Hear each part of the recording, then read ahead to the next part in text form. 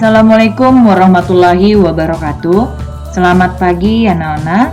Semoga kalian tetap semangat dalam belajar dari rumah.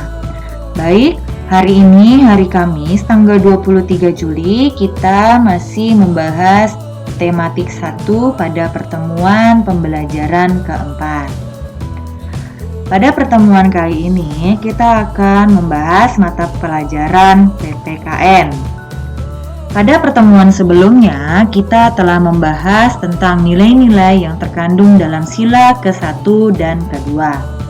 Pada pertemuan ini, kita akan membahas nilai-nilai yang terkandung dalam sila ke-3, di mana sila ke-3 berbunyi Persatuan Indonesia.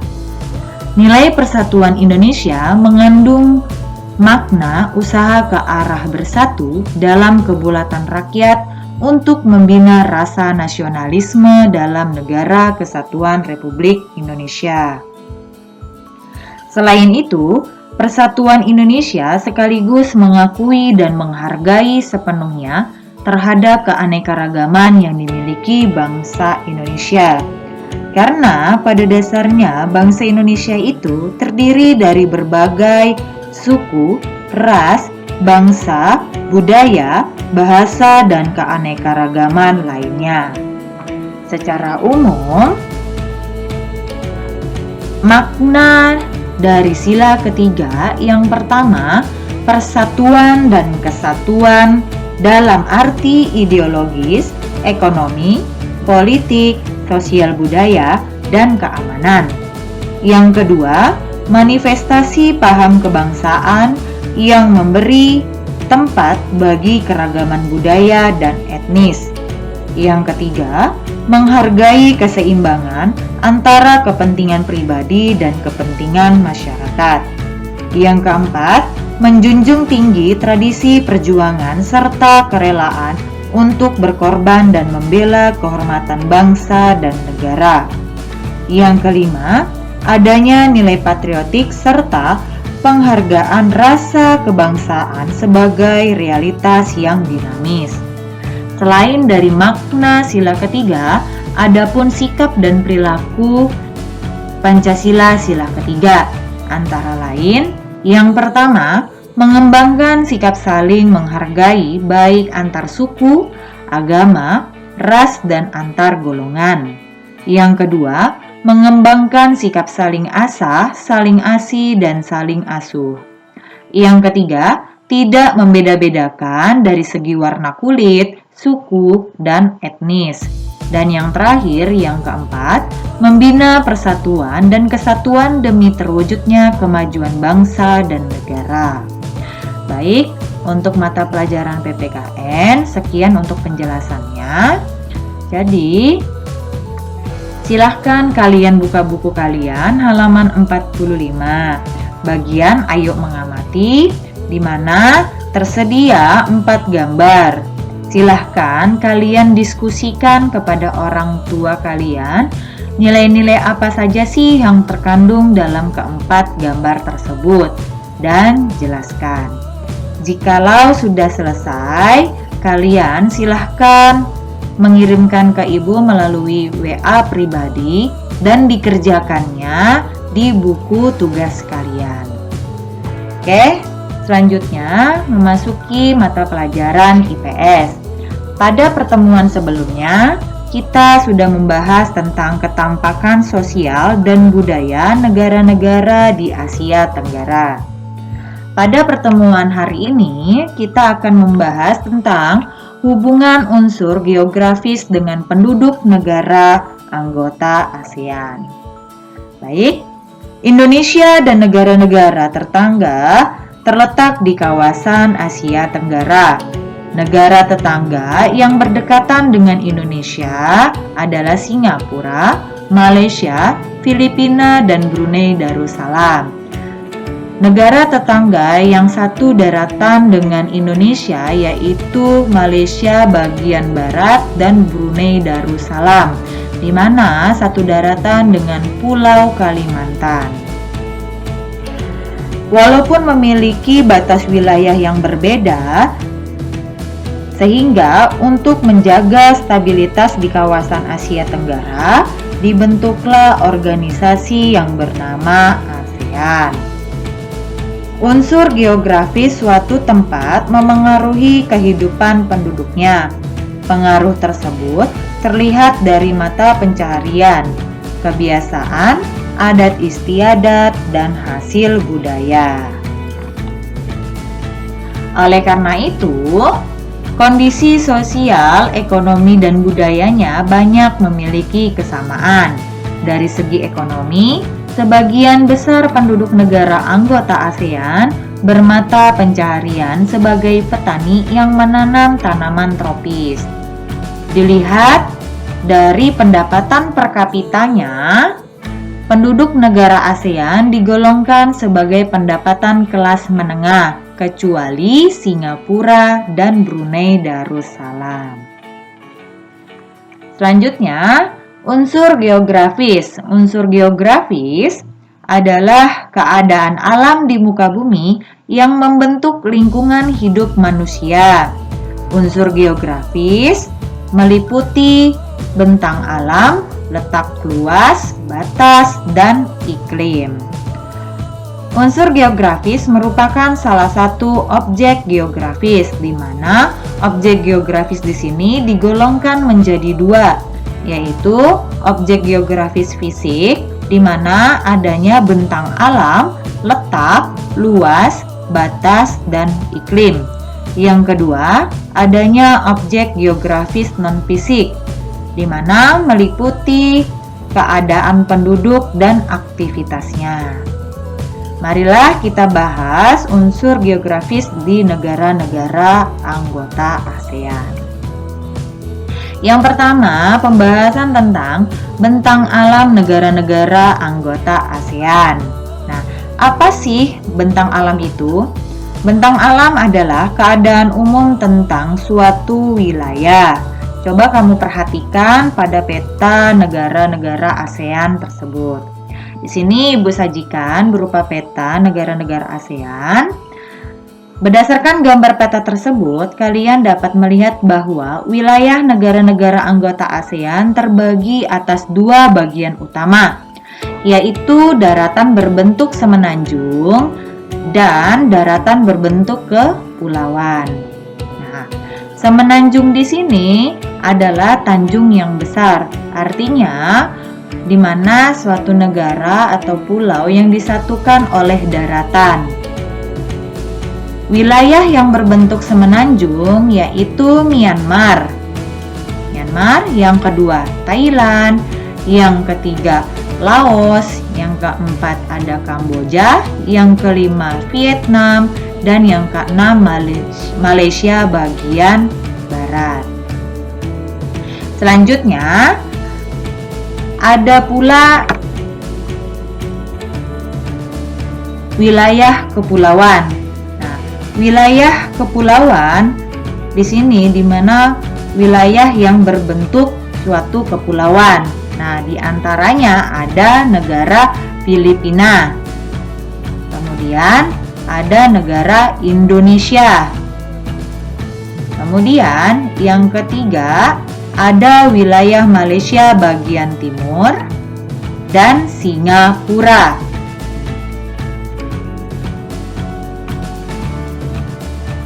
Yang kedua, letak, luas, dan batas.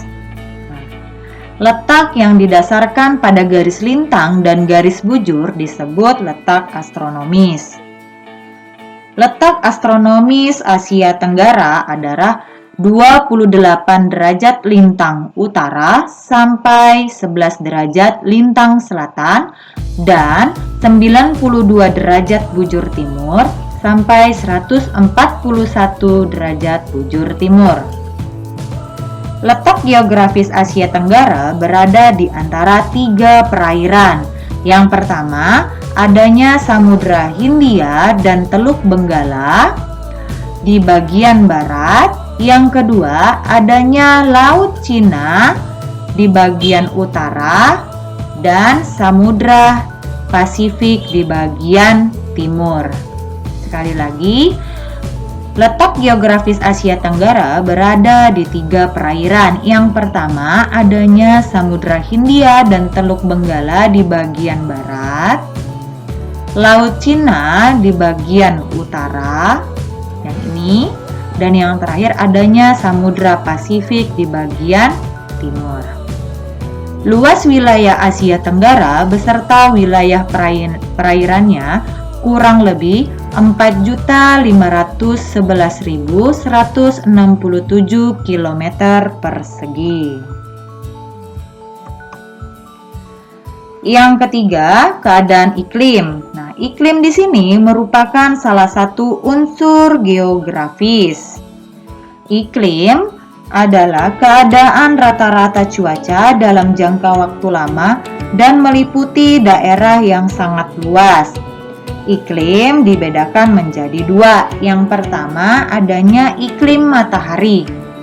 Iklim matahari di sini ciri-cirinya yaitu curah hujan yang sangat tinggi karena pengaruh adanya angin muson barat. Dan yang kedua, suhu udara karena berada di dekatan garis ekuator atau garis khatulistiwa. Yang kedua yaitu iklim fisis. Nah, di sini iklim fisis merupakan keadaan iklim yang ditinjau dari keadaan fisik muka bumi dan wilayah perairan. Iklim fisis di kawasan Asia Tenggara meliputi yang pertama iklim laut, yaitu iklim yang dipengaruhi oleh angin laut. Hal tersebut terjadi karena di wilayah Asia Tenggara dikelilingi laut yang luas. Yang kedua, iklim gunung, di mana iklim gunung di sini dipengaruhi oleh adanya gunung-gunung yang tinggi. Dan yang ketiga, iklim dataran rendah, di mana iklim dataran rendah yaitu iklim yang dipengaruhi oleh adanya dataran rendah yang tersebar di kawasan Asia Tenggara. Baik, pembahasan selanjutnya yaitu tentang sumber daya alam negara-negara ASEAN. Setiap wilayah terdapat sumber daya alam yang dimanfaatkan oleh manusia. Suatu wilayah ada yang kaya akan sumber daya alam, tetapi ada yang miskin sumber daya alamnya. Baik, pada pembahasan yang ini, sumber daya alam dapat digolongkan sebagai berikut. Yang pertama, tanah. Tanah di negara anggota ASEAN beraneka ragam jenisnya sesuai proses pembentukannya, di mana tanah dibagi menjadi 2, yaitu tanah vulkanik. Tanah vulkanik merupakan jenis tanah hasil proses vulkanisme dari gunung berapi.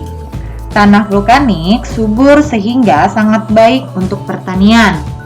Tanah jenis ini terdapat di Indonesia, Thailand, Malaysia, dan Myanmar.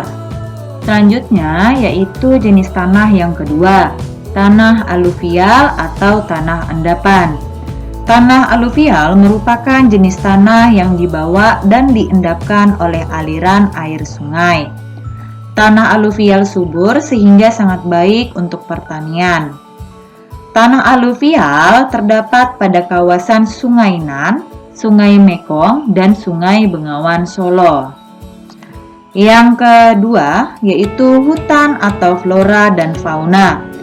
Hutan menghasilkan kayu dan rotan yang berguna untuk membuat beraneka macam barang dan bahan bangunan. Yang ketiga, perairan. Selain Laos, semua negara-negara di Indonesia anggota ASEAN memiliki wilayah laut.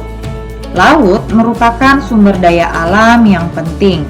Dari laut dapat diperoleh manfaat, yaitu sebagai sumber bahan pangan berupa ikan dan hasil laut lainnya. Yang kedua, sebagai jalur transportasi air. Yang ketiga, sebagai objek wisata. Dan yang keempat, dari dasar laut sering ditemukan bahan tambang, misalnya minyak dan gas bumi. Yang keempat, tambang. Selain Singapura, setiap negara-negara anggota ASEAN memiliki hasil tambang. Singapura adalah negara kecil yang tidak memiliki hasil tambang yang berarti. Dari hasil tambang negara-negara ASEAN di sini, ada 9 negara yang memiliki hasil tambang yang berarti. Di antaranya, Brunei Darussalam menghasilkan tambang minyak bumi dan gas alam. Filipina menghasilkan hasil tambang yaitu biji besi, kromium, tembaga, emas, mangan, timbel, dan perak. Untuk negara Indonesia menghasilkan tambang minyak bumi, gas alam, emas, perak, timah putih, dan biji besi. Yang keempat, Kamboja, biji besi, mangan, fosfat, dan emas. Laos menghasilkan tambang, batu bara, biji besi, belerang, emas, gips, timbel, dan tembaga.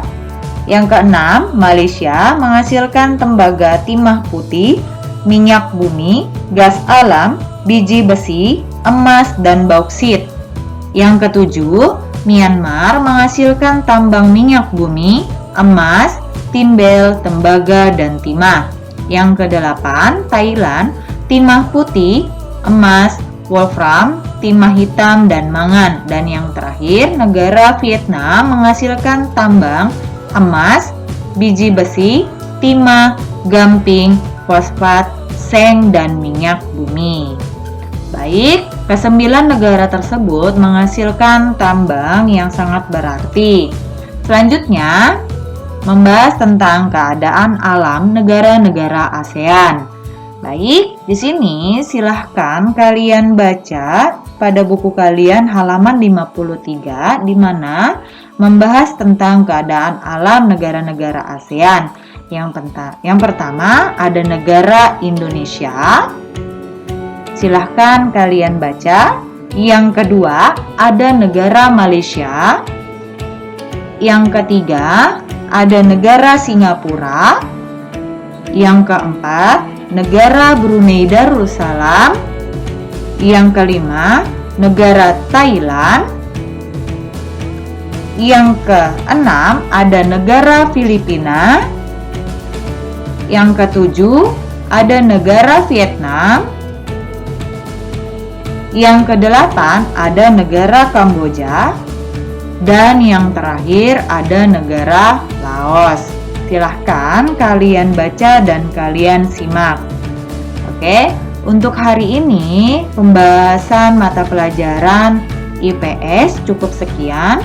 Untuk tugas nanti ada tugas yang diberikan melalui link. Silahkan kalian kerjakan dengan cara mengklik link yang akan Ibu bagikan. Oke, untuk pertemuan hari ini pembahasan materi PKN dan IPS cukup sekian. Kurang dan lebihnya Ibu mohon maaf. Wassalamualaikum warahmatullahi wabarakatuh.